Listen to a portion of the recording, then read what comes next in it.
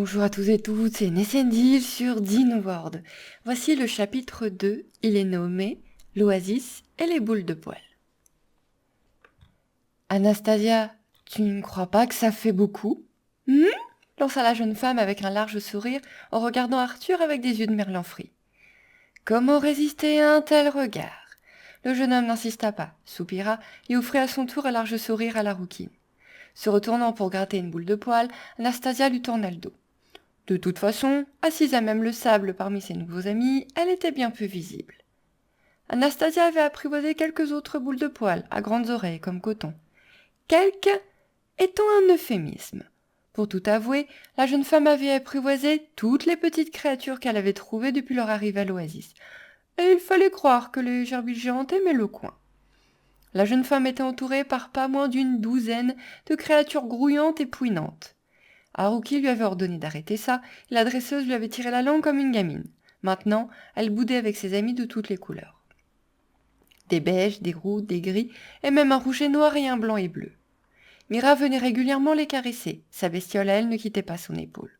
Coton devait avoir une belle vue de là-haut, et comme il les avait sauvés de la tempête, il méritait bien cette place stratégique de chouchou. Soudain, Arthur pensa à quelque chose. Si un nouvel orage arrivait, toutes les petites créatures allaient-elles crier en même temps, tout le long de l'orage? La douzaine? Il en eut un frisson de crainte et visualisa Haruki sortant sa dague pour en faire des chaussons. Les deux filles ne le prendraient pas bien du tout, mais ça détendrait très certainement la chef. La chef? Haruki était donc leur chef?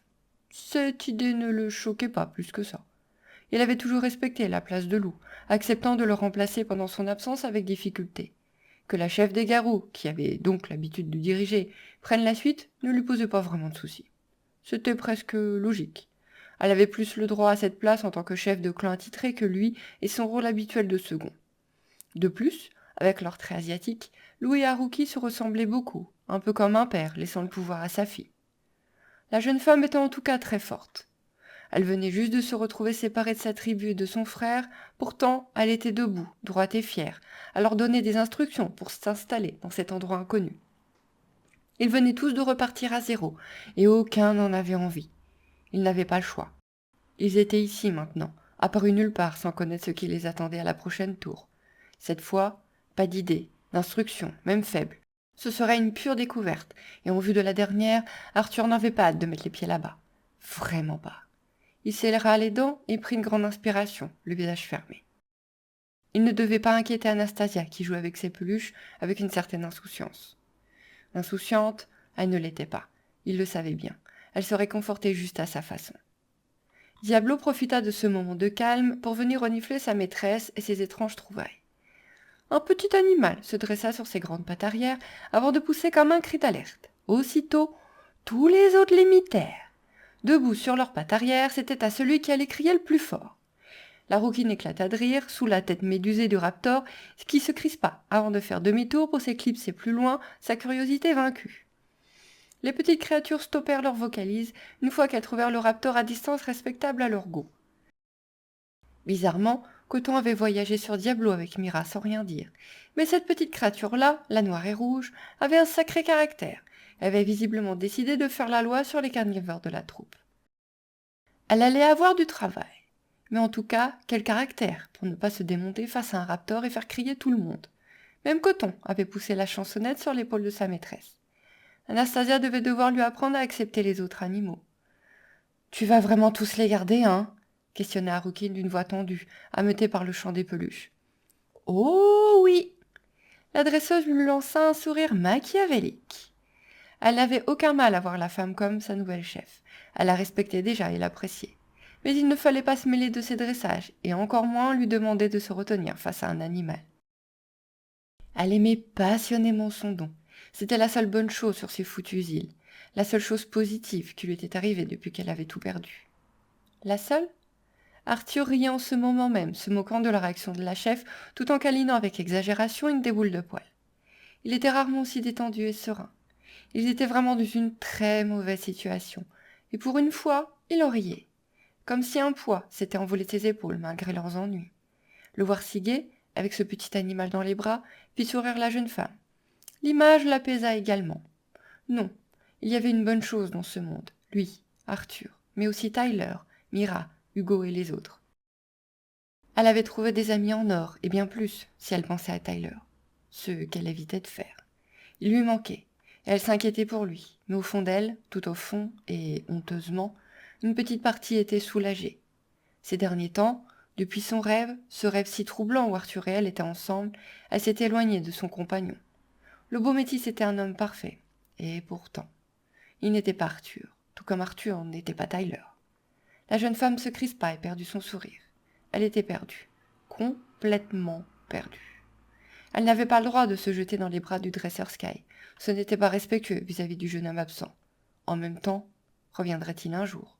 Devait-elle l'attendre toute sa vie? Rester fidèle contre vents et marées? Mettre de côté ses sentiments pour le bras droit de Lou? Pouvait-on aimer deux hommes? Elle s'en voulait à cette idée. Elle n'avait pas le droit de trahir son compagnon, comme elle n'avait pas le droit de se servir d'Arthur pour assouvir sa curiosité. Cette foutue curiosité qui la torturait depuis ce rêve. Elle était si bien, si heureuse dans les bras du jeune homme dans ce songe. Elle ne s'était jamais sentie aussi bien, avec aucun homme, Tyler compris. Cependant, c'était un rêve. On ne pouvait pas baser sa vie et ses sentiments pour une personne sur si peu. Alors, la jeune femme décida de rester à sa place, de ne pas faire de faux pas, de ne blesser personne. « Dites, les amis, commença Marty en claudiquant jusqu'à eux, il va peut-être falloir commencer à penser à construire. Il va bientôt faire nuit. » Arthur avait soigné sa jambe. Il avait nettoyé et recousu la blessure, qui était maintenant propre et plutôt en bon état, en vue des circonstances. L'homme des garous s'était fabriqué une béquille qui l'aidait à se déplacer sur le camp. Enfin, le camp. Ils avaient étalé leurs affaires en cercle près d'un feu de camp, leur seule construction, faite par Maxence. Les dinosaures attendaient tous plus loin, à l'entrée de l'oasis. Luna avait été chasser un gros dinosaure herbivore, et après avoir pris sa part, avait laissé les autres se servir. Kia, la Tilako, et Ako, le tigre à dents de sabre, étaient partis chasser chacun de leur côté, laissant les dinosaures à leur carcasse. Marty faisait bien de parler de s'installer. Entre Anastasia, qui avait apprivoisé la planète, Mira, qui n'en avait que pour coton, et Hugo, qui couvait son œuf au fer avant leur départ comme une poule, il allait être grand temps de se mettre à bosser.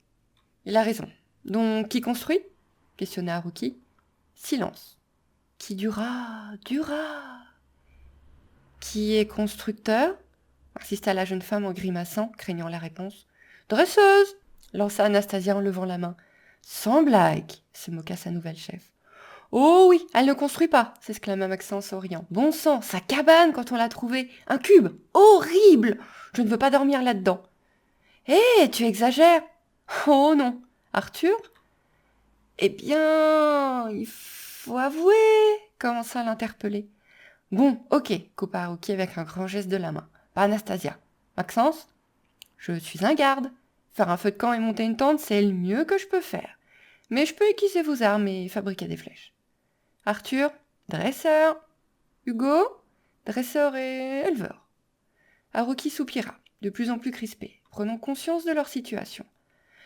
Mira, elle, c'est une tireuse d'élite, mais ne lui demandez même pas de cuire un œuf, s'esclaffa Maxence, appuyé par un rire d'Hugo, tandis que la jeune femme rougissait jusqu'à la racine des cheveux. Et toi, Haruki ? Questionna Arthur avec un petit sourire moqueur. Décidément, malgré leurs problèmes, la bonne humeur régnait en cet instant. Chef né, c'est déjà pas mal, non ? Et super emmerdeuse, ajouta Marty. De la part du silencieux Marty, la remarque n'en fut que plus amusante. Maxence éclata littéralement de rire, jusqu'à ce que la jeune femme lui tape agressivement sur le bras pour le calmer, le faisant couiner comme un bébé. Hé, je suis blessée moi aussi. Je ne suis pas encore guérie de l'attaque de ton chat des arbres. Oh, pauvre petit géniard, maugréa la chef en croisant ses bras sur sa poitrine. Marty, questionna Arthur en ignorant leur dispute de vieux couple en souriant. Ta spécialité ? Dresseur de dinos volants. Du moins jusqu'ici, c'est ce qui m'a le mieux réussi. Je n'ai pas un gros don sur les terrestres. Et super cuistot, ajouta Haruki. Oh merde, un compliment. Vous avez entendu ? Elle a fait un compliment à quelqu'un. Maxence, après avoir prononcé cette phrase, détala comme un lapin, face à Haruki bien décidé à lui faire payer cette moquerie de plus. Bon, eh bien, on va devoir se débrouiller pour nous construire un toit avec deux dresseurs, des gardes et un cuistot. Au moins, on ne mourra pas de faim. Je peux essayer de vous faire un bon barbecue avec un de ces petits machins, tenta le rouquin. Il ne semblait pas rire du tout et dardait sur la troupe poilue de la dresseuse un regard intéressé. « Hé !» s'écria cette dernière horrifiée en essayant de rassembler sa troupe bruyante et gesticulante. « N'y pense même pas !» L'homme des garous ne se vexa pas. Il haussa ses épaules et alla s'asseoir un peu plus loin pour reposer sa jambe. Priorité maintenant pour Anastasia. Construire une sorte de poulailler pour ses petits poilus. Ça n'allait pas être une mince affaire en vue de ses capacités de construction.